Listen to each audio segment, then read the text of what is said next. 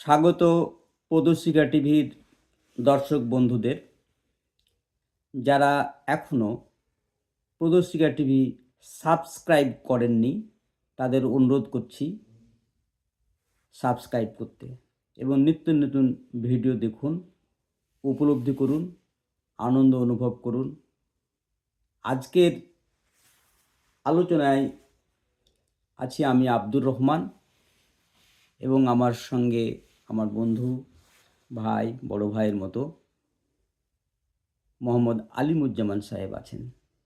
আলোচনার বিষয়ে যাব আমরা বাংলাদেশের জাতীয় নির্বাচন, ত্রয়োদশ জাতীয় নির্বাচন আগামী 12ই ফেব্রুয়ারি। আজকে তো 10 হয়ে গেল। হ্যাঁ, আজকে 10 ফেব্রুয়ারি। তো এই তো চলে এসছে। এই পরিপ্রেক্ষিতে বাংলাদেশের নির্বাচন প্রসঙ্গে, সেখানকার পরিস্থিতি, রাজনৈতিক অবস্থান ইত্যাদি বিষয় নিয়ে আমরা একটু দুই বন্ধু তো একটা আড্ডা দিই, আলোচনা করব বা আলোচনার মধ্যে যাচ্ছি। আমি আমার বড় ভাইকে বলি যে বাংলাদেশে তো এর আগেও অনেকবার নির্বাচন হয়েছে, কিন্তু একটা বিশেষ পরিস্থিতি 2024-এর জুলাইয়ের যে গণ অভ্যুত্থান ঘটল তারপরে নির্বাচন। তো এই নির্বাচনকে কেন্দ্র করে আপনি সেখানে রাজনৈতিকভাবে কি উপলব্ধি করছেন? এই 2026 সালের যে নির্বাচন, সেটার তো কোনো প্রয়োজন ছিল না। যদি হাসিনা সরকার থাকতো, তারা তো 2024 সালে একটা নির্বাচন করেছিল। সেই হিসাবে কিন্তু 2026 সালে নির্বাচন হওয়ার কোনো কথা ছিল না। কিন্তু সেখানের জনগণ বা ছাত্রদের একটা অভ্যুত্থান ঘটে 24 সালের জুলাই, যেটা 36শে জুলাই অভ্যুত্থান বলে অনেকে অভিহিত করছে।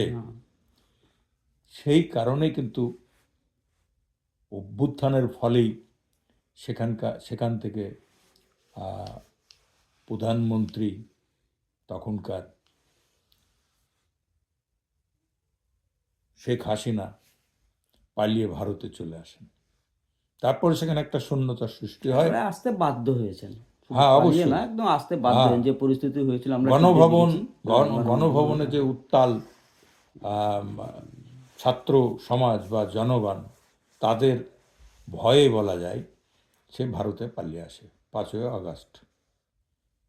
এবং এই যে 24 সালের 5ই আগস্টের পর আজকে 26 সালের আমরা ফেব্রুয়ারিতে অবস্থান করছি।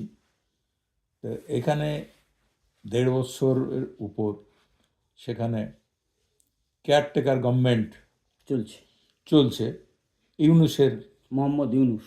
মোহাম্মদ ইউনূসের নেতৃত্বাধীন একটা সরকার চলছে। কিন্তু প্রথম থেকেই একটা বিশৃঙ্খলা দেখা যাচ্ছে। আসলে এখানে বিশৃঙ্খলার কারণ হচ্ছে সেখানে প্রশাসনের সর্বস্তরে আওয়ামী লীগের যে দুঃশাসন, সেখানকার কথায়, ছাত্রদের কথায়, জনগণের কথায় আমরা আসতে পারি যে দুঃশাসন চলছিল এবং সর্বস্তরে আওয়ামী লীগ সমর্থক তারা অবস্থান করছে। তো সেখানে বিশৃঙ্খলা হওয়া খুবই স্বাভাবিক। না, ওরা যখন অভ্যুত্থান ঘটে গেল, আমি একটু বলি, অভ্যুত্থান যখন ঘটে গেল, তারপরে তো ছাত্র আন্দোলন বা জনতার সবাই জয় জয়কার।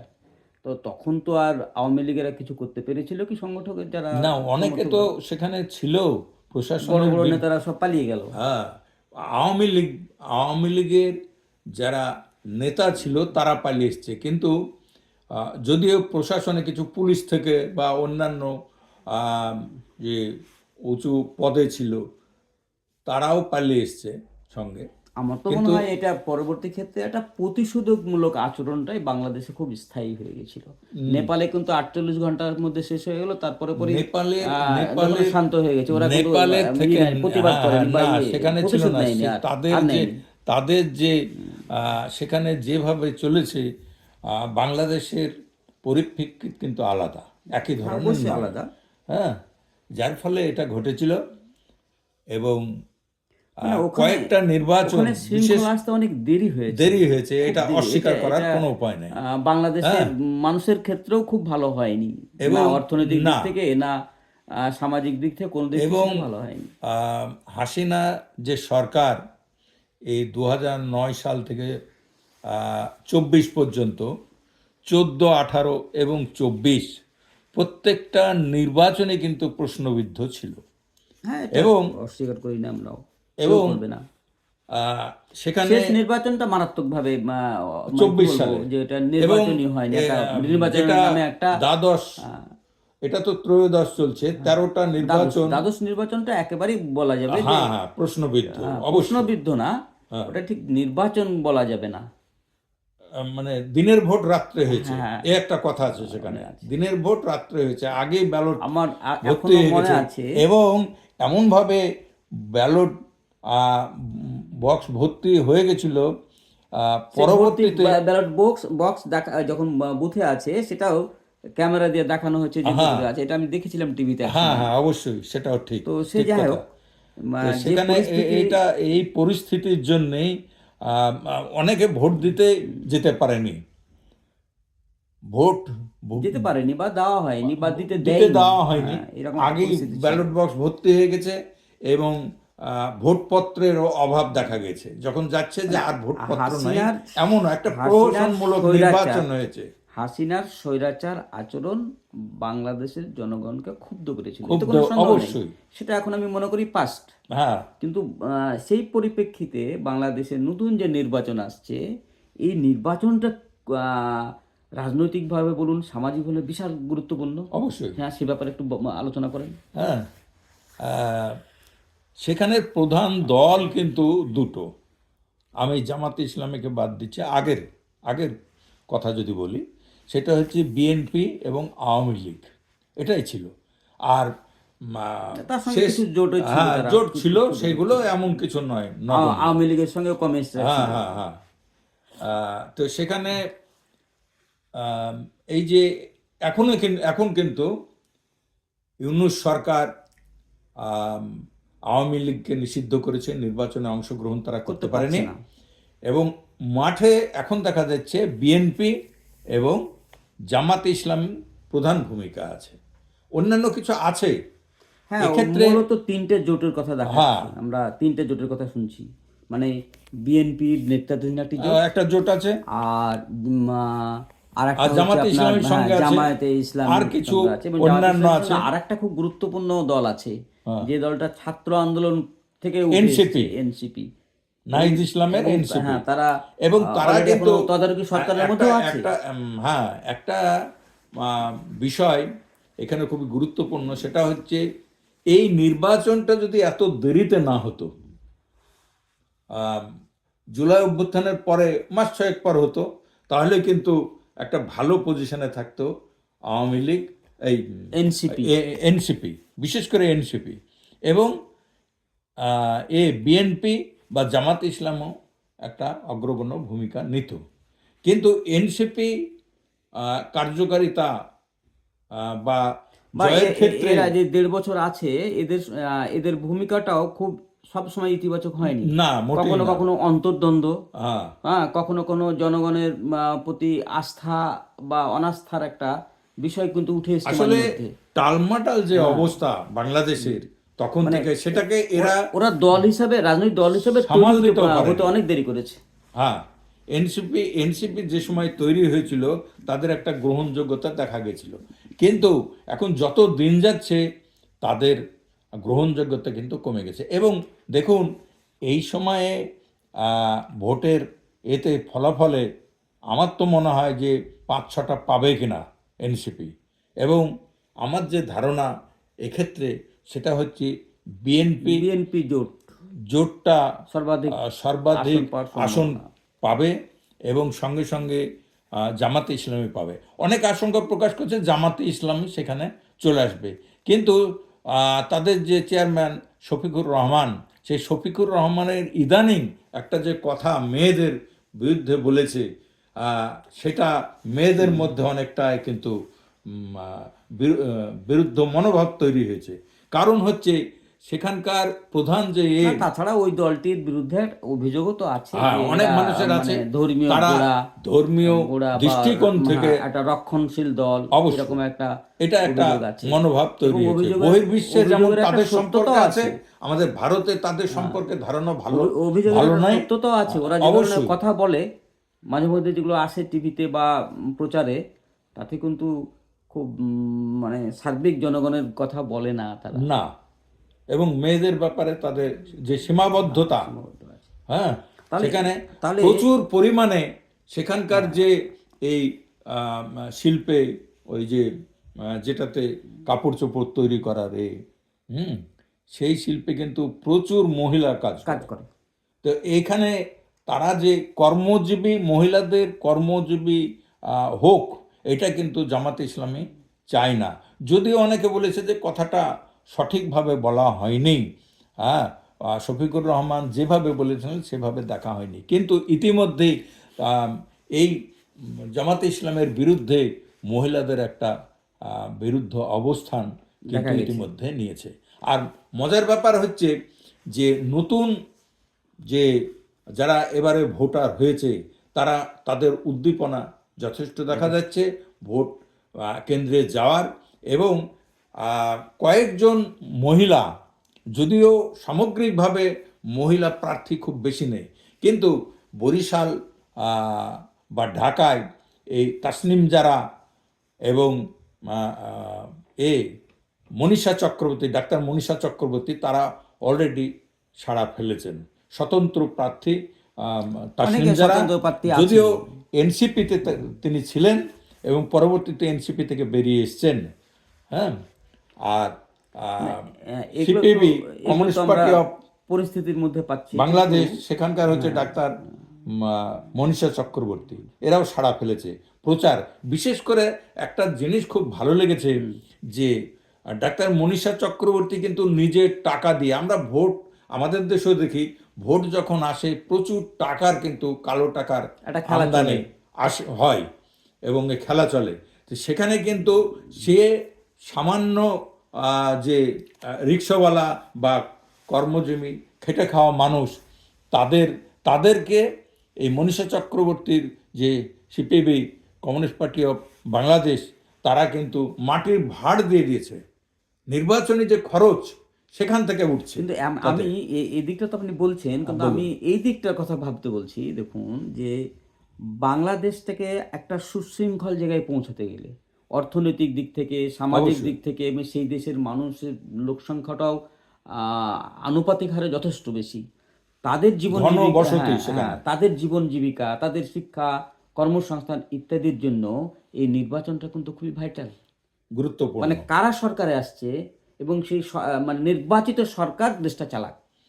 সোজা কথা হচ্ছে, এই যে তদারকি সরকার অনেক সিদ্ধান্ত নিতে পারে না বা নিতে পারেওনি। নির্বাচিত সরকার ছাড়া, নির্বাচিত সরকার বাংলাদেশের স্থায়ী নির্বাচিত সরকার, অর্থাৎ 5 বছর পর আবার হবে প্রয়োজন। হ্যাঁ, কিন্তু এই যে সুশৃঙ্খলভাবে দেশটাকে চালানোর জন্য এবং এই রাজনৈতিকভাবে এই জন্য গুরুত্বপূর্ণ যে আপনি এটাও ভাবুন যে বাংলাদেশের যে প্রতিবেশী রাষ্ট্রগুলো, বিশেষ করে ভারতের কথা তো খুব বেশি করে ওঠে, কারণ বাংলাদেশের একটা বিশাল অংশ মনে করে তারা ভারত বিদ্বেষী, তারা ভারতকে পছন্দ করে না বিভিন্ন কারণে। সেটা যাই থাক না কেন, কিন্তু প্রতিবেশী রাষ্ট্র অনেকেই মনে করে যে আওয়ামী লীগকে তারা বসাতে চায়, সেটা আপনি পরে মনে করে, কাগজপত্র আমরা যা দেখছি পরে বলেন। আমি যেটা বলতে চাইছি যে প্রতিবেশী রাষ্ট্রগুলো, ওইদিকে মায়ানমার, এদিকে বাংলাদেশ ইত্যাদি যে সীমানা যে দেশগুলি আছে, তাদের সঙ্গে তো একটা সহাবস্থান দরকার। একটা দেশ সুশৃঙ্খলভাবে না হলে, অস্থিরতা থাকলে একটা সমস্যা থেকেই যায়। রোহিঙ্গা প্রশ্নে বিশেষ করে এই যে মায়ানমারের সঙ্গে সম্পর্ক, সেই রোহিঙ্গাটা আমাদের দেশে এসে পড়ছে। আমাদের এখানে মানে আমরা পড়ছি। এ পর্যন্ত কিন্তু এশায়ার যা হলো তাতে রোহিঙ্গা খুঁজে পাইনি। না পাক বা না পাক, কিন্তু একটা রাজনৈতিক প্রচারের জায়গা তো আছে। প্রচারের জায়গা আছে, কিন্তু এটাও তো বাস্তব। কিন্তু সেখানে তো রোহিঙ্গা নিয়ে কোনো না, কিছুই মণিপুর নেই। নাগাল্যান্ড দিয়ে যে হ্যাঁ রোহিঙ্গারা ঢুকেছে, এটা কিন্তু ভারত সরকারই বলছেন। হ্যাঁ, তা তো বলছে। সেটা আমরা যাচ্ছি না। হ্যাঁ আমার কথা হচ্ছে যে একটা সুশৃঙ্খলতা এবং আগামী দিনের বাংলাদেশকে কোন পথে চলবে, এই কারণ থেকে এই নির্বাচনটা অত্যন্ত গুরুত্বপূর্ণ। গুরুত্বপূর্ণ। আমার যা মনে হয়, হ্যাঁ। আমার নিজের মতামত, সেটা হচ্ছে বাংলাদেশে এপারে বিএনপি জয়ী হবে।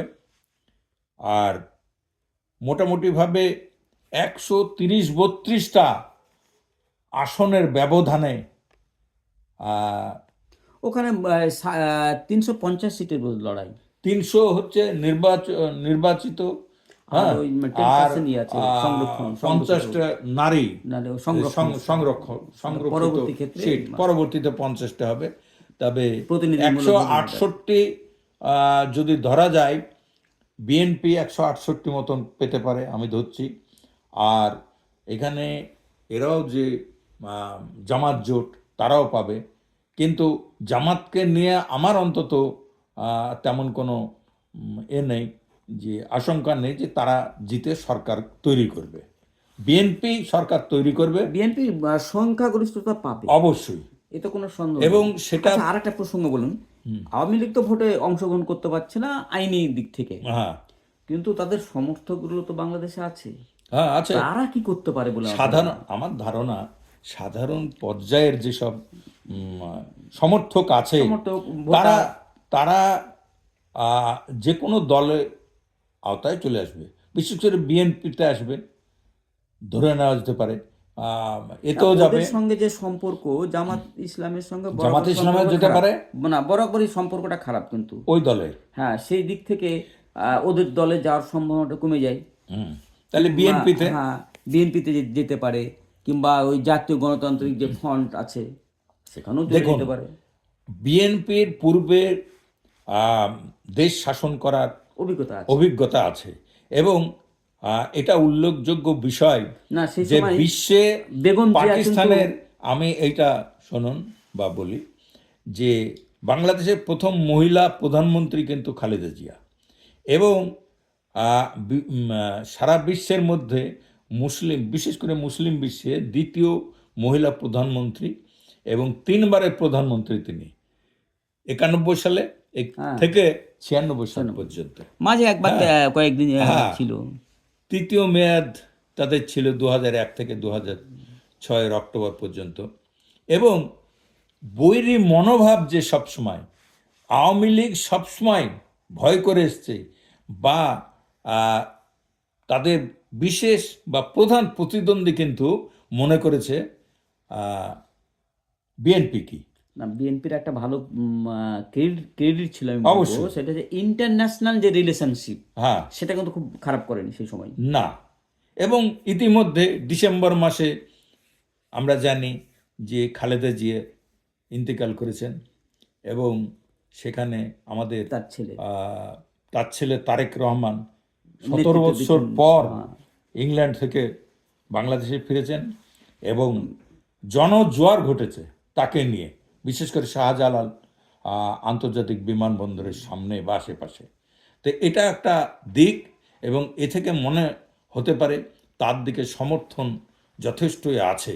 এবং এই প্রসঙ্গে একটা কথা মনে হচ্ছে, ব্রিটিশ সাংবাদিক, গবেষক ও লেখক ডেভিড বার্গম্যানের মন্তব্য যে আওয়ামী লীগের প্রচেষ্টায় খালেদা জিয়াকে কারাবন্দী করা সম্ভব হলেও তার দল বিএনপিকে ভেঙে ফেলার চেষ্টা ততটা সফল হয়নি। এটা খুব বাস্তব। হ্যাঁ, এবং যখন খালেদা জিয়া মারা গেল, এই প্রেক্ষাপটে বড় বড় লিডারগুলো তো সে জেলে কাটাতে হয়েছে, সবসময় হাসিনা কাটিয়েছে। এই 15 বছর তবুও তো দল ঠিক আছে, দলটা নষ্ট হয়নি।